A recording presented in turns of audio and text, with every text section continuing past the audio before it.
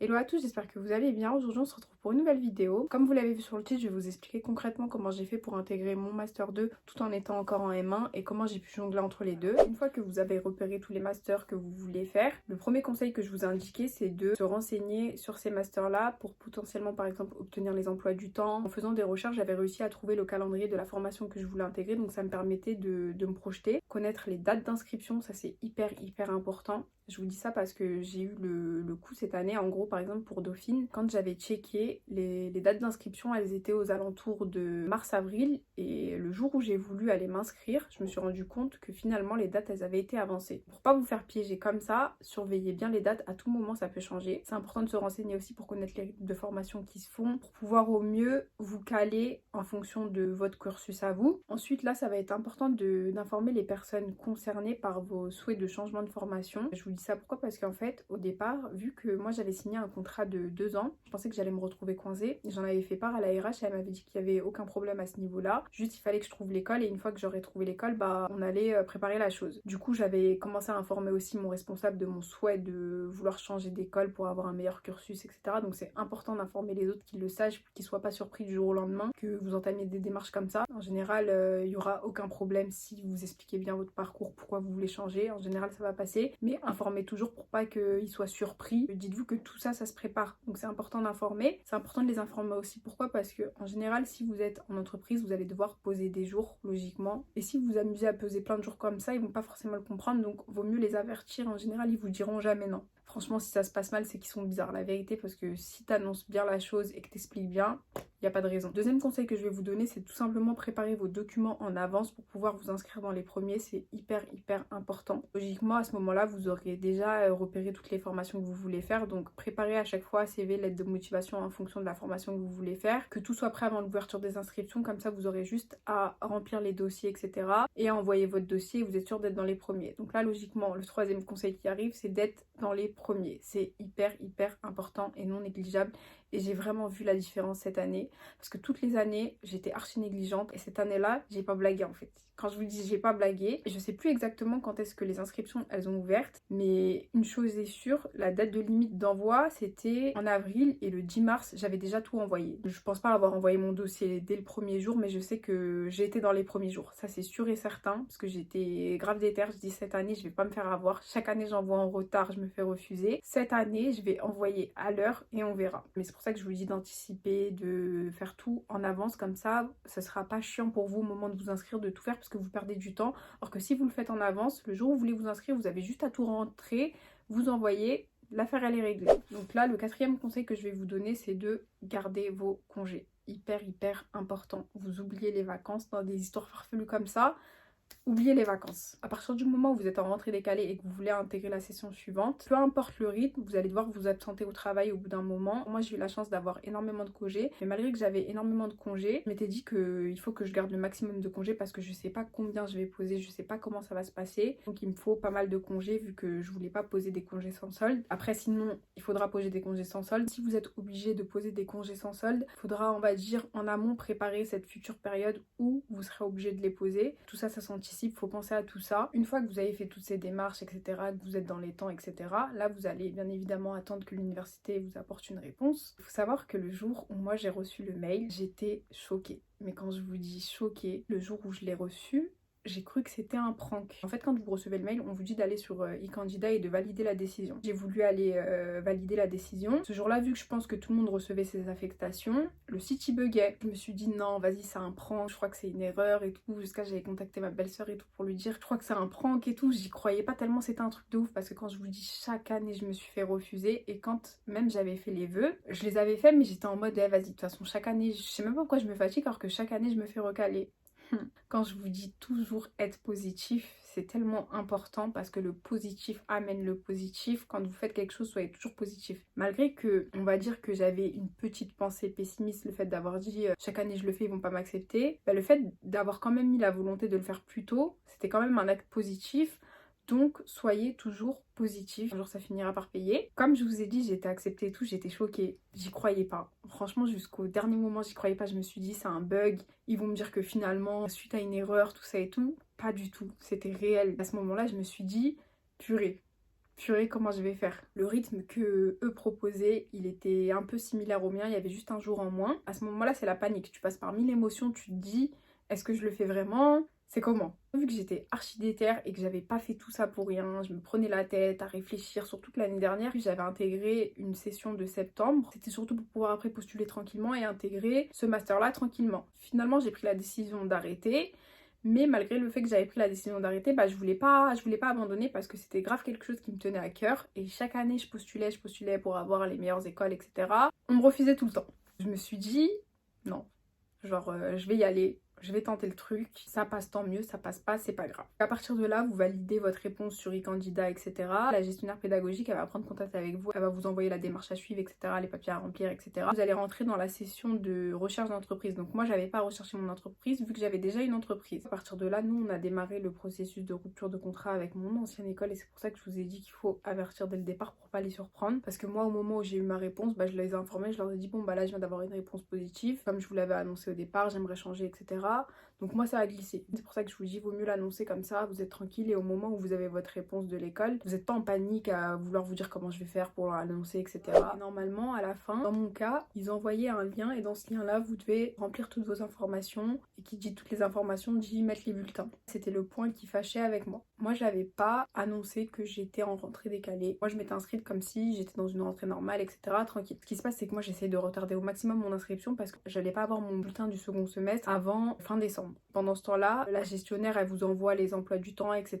Et à partir de là, moi, pendant l'été, ça m'a permis de visualiser comment j'allais pouvoir m'organiser. Durant l'été, on a fait les papiers, etc. jusqu'à arriver à la rentrée. Dites-vous, j'ai eu ma rentrée de M2 la semaine du 12 septembre. Et le 26 septembre, j'avais ma rentrée de M1. J'étais sur un rythme 2 jours, 3 jours et là-bas c'était 4 jours, 1 jour. J'avais cours le jeudi, vendredi et là, pour mon M2, j'avais cours le vendredi. Du coup, déjà, j'ai dû poser tous les jeudis parce que tous les jeudis, il fallait que j'aille en cours. Et au final, ce qui était bien avec ce rythme-là, ça m'a pas du tout impacté en entreprise vu que c'était mon rythme de base. De base, normalement, le jeudi, vendredi, j'étais pas là. C'était juste moi qui étais un petit peu pénalisée, on va dire. Donc c'est à partir d'octobre que là où ça a réellement commencé les histoires de jonglage. Comme je vous ai dit, il y avait cours le vendredi dans mon M2 et j'avais cours le vendredi dans mon M1. Je me suis dit que je vais prioriser les cours à l'université en termes d'assiduité parce que à l'université vous pouvez pas être trop absent si vous êtes défaillant, alors que dans mon M1 au niveau des absences, si vous justifiez votre absence, l'affaire elle est réglée. En termes de cours, logiquement il fallait que je sois focus sur le M1 parce que c'est le M1 qui allait me donner accès au M2. Logique. Au départ, Dieu merci, les choses elles ont tellement été bien faites que quand j'avais cours en physique dans une école, dans l'autre, souvent j'étais en distanciel et inversement. Je pense que j'ai eu 2-3 fois le cas où vraiment j'avais cours dans les deux et comme je vous ai dit, quand j'avais cours dans les deux, j'allais à mon cours du M2 parce que priorité là-bas, il fallait pas que je sois absente. Dieu merci, moi j'ai pas eu le cas où j'ai eu 2 contrôles en même temps et ça c'est des choses auxquelles il faut penser parce que moi sur le coup je faisais la belle tranquille, ça va le faire et tout, mais j'avais grave pas pensé au fait que un jour il aurait pu avoir un jour où j'ai contrôle partout, qu'est-ce que j'aurais fait, mais en général j'aurais donné priorité au M1 logiquement parce que comme je vous ai dit c'est le M1 qui donne accès au M2 et après je m'étais dit que si un jour ça m'arrivait et j'allais me préparer à aller au rattrapage de mon M2 parce qu'il fallait que je priorise là-bas. Je vous ai dit moi je faisais en sorte de retarder mon inscription etc, sauf que le temps passait, toute ma classe s'inscrivait etc et un jour j'ai reçu une relance de la gestionnaire qui me dit bonjour veuillez procéder à votre inscription, qu'est-ce que vous attendez etc. Ce jour là moi je lui ai dit que j'attendais de recevoir mon contrat parce que je l'avais pas encore reçu. Finalement j'ai reçu mon contrat le jour où j'ai fait mon inscription pédagogique. J'avais envoyé tous mes documents mais bien évidemment j'avais pas envoyé mon M2 parce que j'avais pas encore mon M2. Je reçois un mail où elle me dit bonjour veuillez trouver ci-joint votre contrat signé parce que eux il fallait qu'ils le signent et elle me dit pouvez-vous m'envoyer vos résultats de M2. Quand je vous dis à ce moment là j'ai commencé à avoir chaud. Mais quand je vous dis j'ai commencé à avoir chaud, maintenant moi je lui ai écrit un mail et je vais vous le citer. Je lui ai dit étant en rentrée décalée, j'ai démarré mon M1 en janvier 2022 et je n'ai pas encore terminé mon second semestre. Il se termine le 3 décembre. Je vous joins une lettre vous exposant ma situation. J'avais préparé une lettre pour expliquer ma situation parce que la situation elle était un petit peu délicate. Moi il me fallait un petit délai pour pouvoir valider. Je fais mon mail, tout ça, je mets ma lettre, j'envoie. Le jour où j'ai envoyé ce mail là, j'avais tellement chaud. Je crois que c'était l'une des périodes où j'étais le plus stressée parce qu'à ce moment-là j'avais trop peur qu'on me demande tel document ou telle chose et qu'on me dise bon c'est bon, on vous vire ou quoi. J'étais archi stressée. Faut savoir que le lendemain, C'était un vendredi, j'avais cours avec le responsable de la formation, sauf que ce jour-là, moi je pouvais pas y aller le matin parce que j'avais contrôle dans mon autre école. Par contre, par chance, j'avais cours en distanciel. Je vais à mon contrôle le matin, tout ça, etc. On fait le contrôle, on termine le contrôle. Je reçois un mail de la gestionnaire. Du coup, je vais vous lire le mail. Bonjour, suite à nos différents échanges, je vous remercie de bien vouloir noter que vous n'êtes actuellement pas inscrite dans la formation, et cela jusqu'à l'obtention de votre Master 1. Quand j'ai reçu ce mail, le coup de stress que je me suis mangé, vous imaginez même pas comment. J'ai eu un coup de stress parce que je savais pas comment l'interpréter. En fait, maintenant, avec le recul, je me dis que la réponse, elle était claire, mais le jour où je l'ai reçue, j'étais tellement stressée, c'était un truc de ouf. Je l'ai envoyé à plein de proches à moi, à toute ma famille, je leur ai demandé vous l'interprétez comment, etc. Tout le monde était un peu sceptique, tout le monde me disait c'est bizarre, mais non, ça va bien se passer, etc.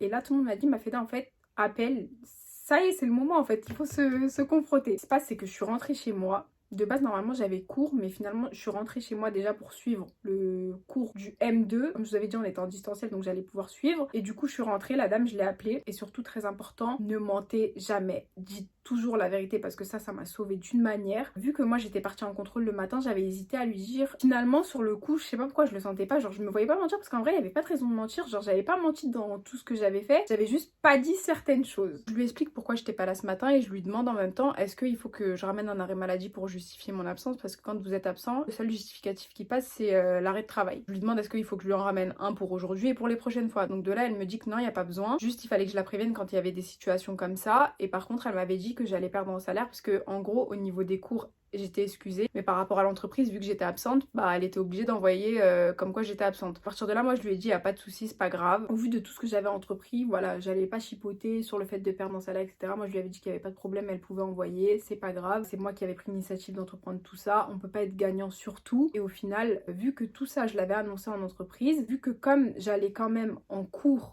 dans mon autre école, j'étais pas considérée comme absente. Donc c'est pour ça que je vous dis, parlez-en à tout le monde comme ça. Tout le monde pourra essayer de vous arranger et vous aider au mieux. Parce que si j'en avais parlé à personne, que ça, j'avais pas dit la vérité, que j'avais dit par exemple que j'étais malade, etc. Peut-être qu'à chaque fois j'aurais dû prendre des arrêts maladie. Au final, là, pas du tout. Le fait d'avoir dit la vérité, ça m'a grave aidé. Donc c'est pour ça que je vous dis, ne mentez archi pas dans ce genre de situation. Dites toujours la vérité. Ça pourra être que bénéfique pour vous. Donc maintenant, ce qui se passe, c'est que je lui explique toute la situation, que je suis en rentrée décalée, nanani, etc.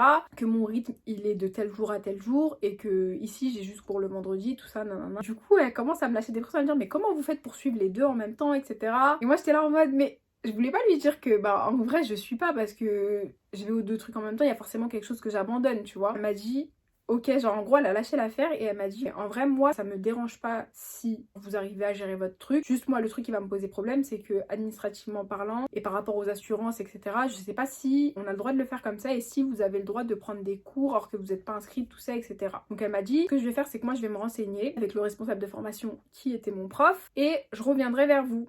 Et comme je vous avais dit, ce jour-là, j'avais cours avec mon responsable de formation. L'après-midi, quand je suis revenue et que j'ai suivi le cours en ligne, il a fait l'appel, il m'a dit bon bah Mafeda, on parlera tout à l'heure. Donc après, lui et moi on s'est vu en visio, etc. Je lui ai réexpliqué la situation. Même lui, ça se voyait qu'il était embêté, ça se voyait qu'ils étaient archi embêtés. Je pense qu'on leur avait encore jamais fait le coup. Ce que j'ai grave kiffé, c'est qu'ils m'ont pas dit tout de suite c'est mort, tout ça, etc. Qu'ils étaient plus embêtés par rapport à tout ce qui est administratif, etc. Le responsable de formation, il m'a dit qu'il allait voir avec la gestionnaire. Deux, il m'avait dit qu'ils allaient revenir vers moi, mais pour vous dire, à ce jour, il n'y a jamais personne qui est revenu concrètement vers moi pour me dire oui, vous pouvez continuer. Je les ai un petit peu pris à la gorge parce que en vrai, vu que le contrat avec mon entreprise il était signé, tout était signé, et moi je leur avais dit que au vu de tout ce que j'ai entrepris avec mon entreprise, etc., ça risquerait de me mettre dans une situation difficile. Donc je pense que ça ils l'ont compris. Après voilà, j'avais été sincère, que j'avais tout expliqué, j'avais pris l'initiative de faire une lettre, etc., j'avais montré que j'étais motivée. Puis aussi il y a avant tout la volonté de Dieu, c'est vraiment Dieu qui m'a aidé à faire cette formation parce que comment les choses elles ont été faites, elles ont été tracées, la situation elle m'a vraiment été facilitée. Dieu merci, les choses elles ont tellement bien été faites pour moi, c'est un truc de ouf. Actuellement je suis dans l'attente de mes résultats, mais si vous voyez cette vidéo c'est que j'ai validé normalement, mais quoi qu'il arrive, même si j'ai pas validé, je vous mettrai quand même la vidéo parce que ça peut toujours être intéressant. Le but c'était de vous montrer que c'est tout à fait possible, voilà, parce qu'on a beau dire qu'une fois qu'on est en rentrée décalée, on peut pas réintégrer le système, chose qui est fausse, j'en suis la preuve. Juste le plus dur dans tout ça, ça va être de canaliser votre énergie. Franchement ça a été le plus dur pour moi, de canaliser mon énergie. Si vous n'êtes pas quelqu'un de très organisé en termes de révision, de devoirs, etc., vu que vous allez avoir des devoirs de tous les côtés, ça demande un peu d'être organisé et moi je pense que c'est quelque chose qui qui m'a grave fatiguée parce que je suis quelqu'un qui fait tout au dernier moment. Mais en fait, quand tu fais tout au dernier moment et que tu as des devoirs de partout, là ça devient un peu compliqué. Il y a des moments où j'en avais tellement marre parce que faut avoir la tête partout, surtout qu'en plus la situation elle me stressait. Voilà, j'ai continué à aller en cours, etc. J'ai fait les contrôles, j'ai fait les examens. Pour connaître le fin mot de toute cette histoire, vous avez la réponse dans la vidéo précédente. La vidéo elle est terminée, j'espère que ça vous a plu et que ça vous aidera. Si vous avez des questions, n'hésitez pas à me les poser en commentaire ou sur mes réseaux. N'hésitez pas à liker, commenter, partager et à vous abonner. En attendant la prochaine vidéo, prenez soin de vous, je vous fais plein de gros bisous.